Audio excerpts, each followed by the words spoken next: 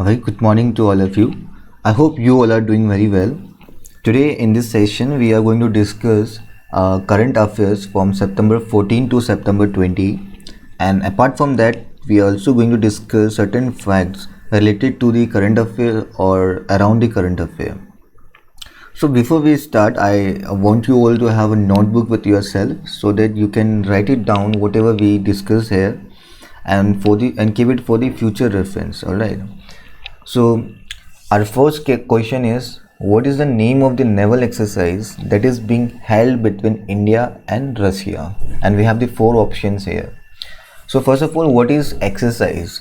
There are three kind of military exercise we are conducting between the two countries, that is India, army, navy और air force. और जिसका main reason होता है क्यों हम exercise कराते हैं is to have a great tie with the other countries, to have a good relation with the other countries. और हम बेसिक बात करें तो फॉरेन पॉलिसी के तहत हमारा जो रिलेशन होता है इसको इम्प्रूव करने के लिए हम ये एक्सरसाइज भी कराते हैं.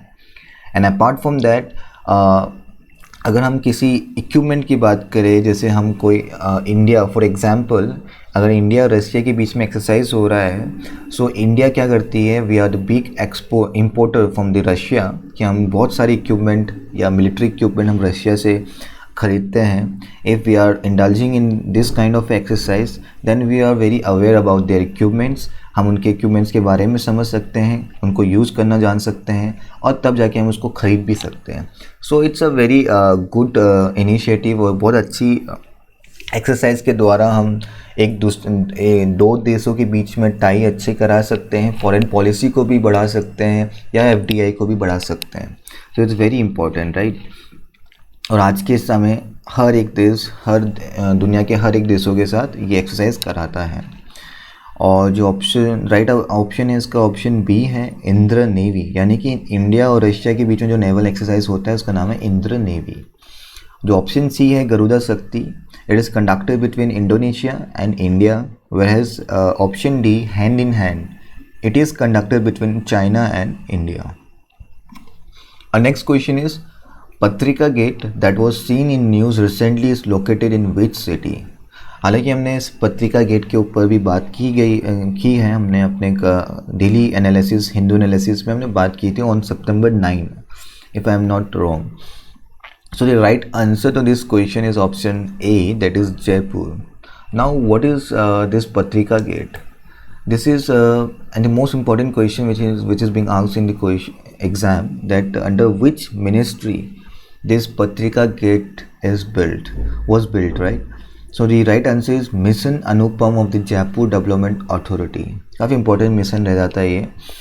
और ये पत्रिका गेट है क्या, अगर हम इसकी बात करें, ये एक तरह का एंट्रेंस वे है to the Jawahar circle park. और ये आपका एशिया का सबसे biggest circular park on a traffic signal है. हैज़ बिगेस्ट इन एशिया है, so it's being very important for as per the exam perspective, right. So our next question is, as per a recent global report by UNICEF, WHO, UN and World Bank, what is the under 5 mortality rate in India in 2019? So first of all, what is mortality rate? Mortality rate is a number of a child who die before attaining the age of 5 per 1000. Alright. सो अगर हम बात करें इस mortality rate की, अगर हम 1990 से बात करें, 1990 में ये 126 था ये रेट.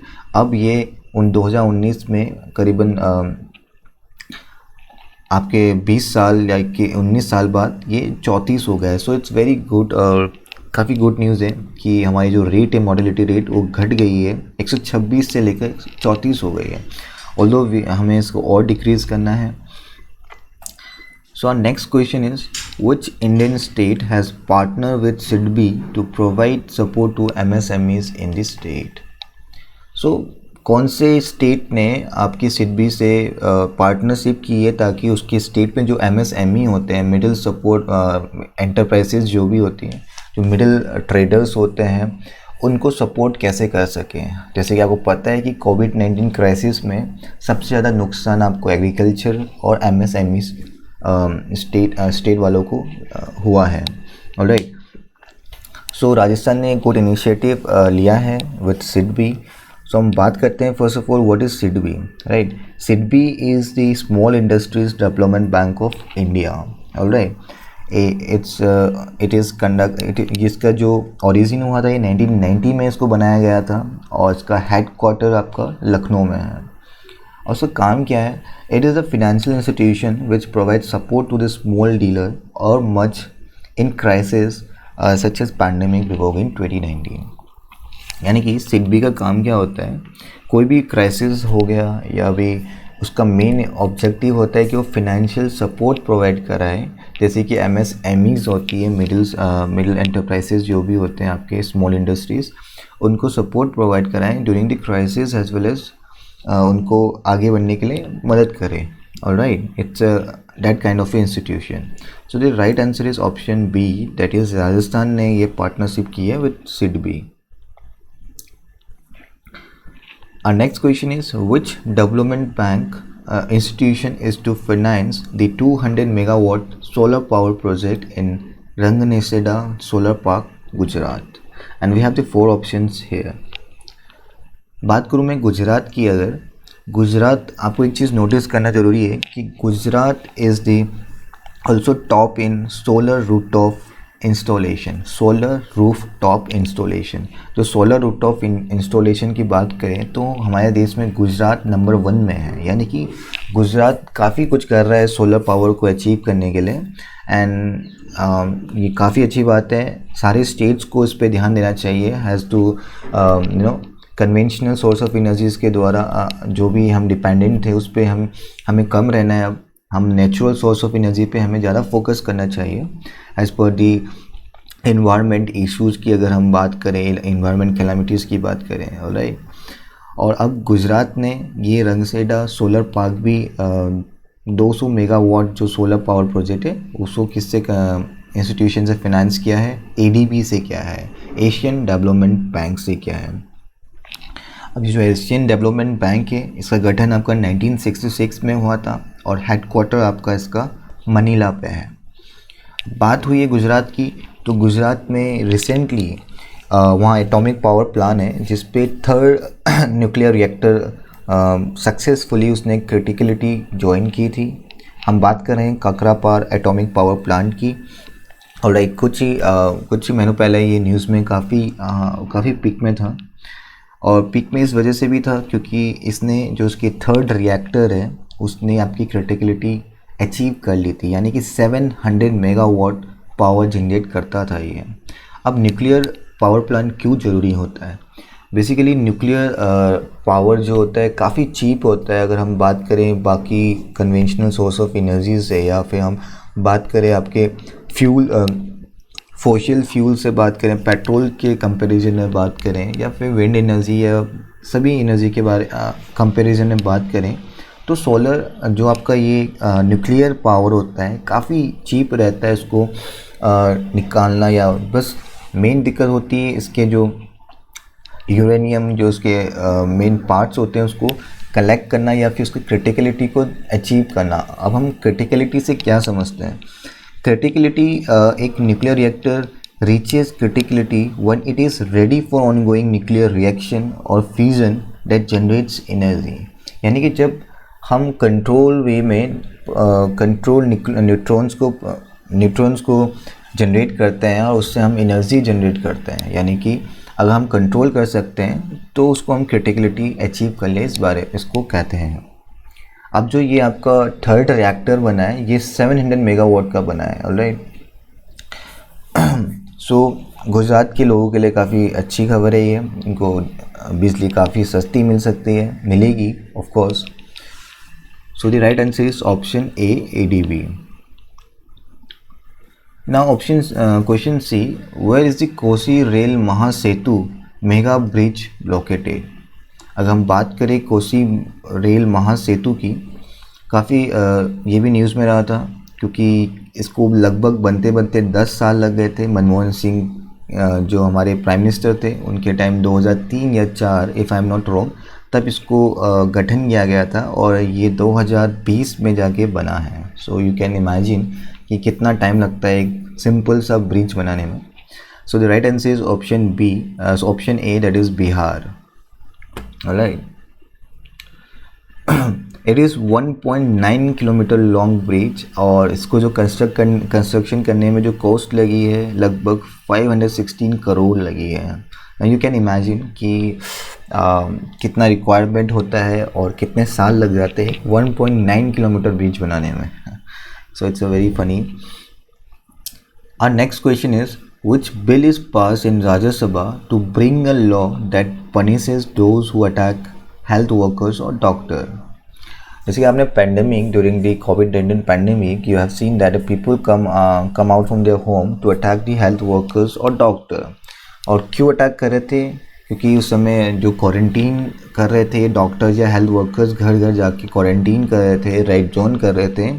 इसके तहत जो लोग थे वो उन पे अटैक कर रहे थे. ऑलराइट. सो उसके तहत एक बिल बनाया गया जिसमें अगर कोई भी व्यक्ति या किसी हेल्थ वर्कर या डॉक्टर पे अटैक करता है तो उसको पनिश किया जाएगा और ये पनिशमेंट भी काफ़ी रिग्रेस रहेगी. So the right answer to this question is option A, epidemic diseases amendment bill 2020. काफ़ी इंपॉर्टेंट है ये. और next question is Doni Malai, which is known for iron ore mining, is located in which state of India?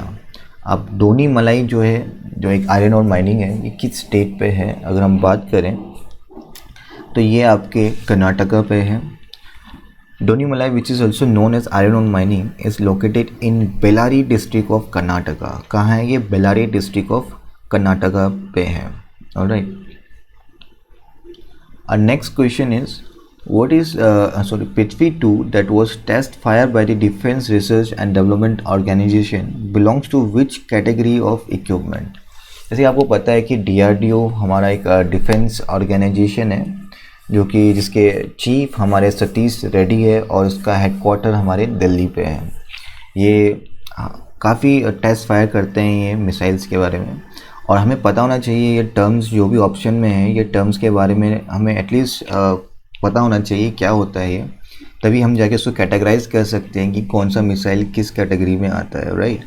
So the first option जो है ये surface to surface missile, यानी कि आप किसी मिसाइल को लॉन्च कर रहे हो सरफेस से या सी से और उसको अटैक कर रहे हो कहाँ पे?